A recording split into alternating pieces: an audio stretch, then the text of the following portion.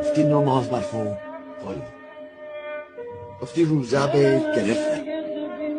گفتی کار کن گرفته، گفتی کج نرو نرفته، گفتی راست برو سر راست رفته.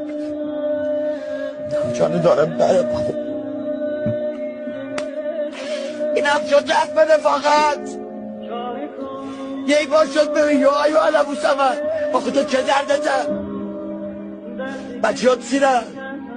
زنت لباس داره پیزداری برن جرشین سنگ بستانی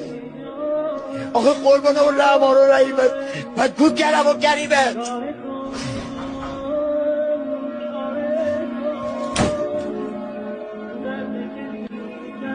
استغفر خدایا تو من غلط کرده اول یا اول فضل داده بس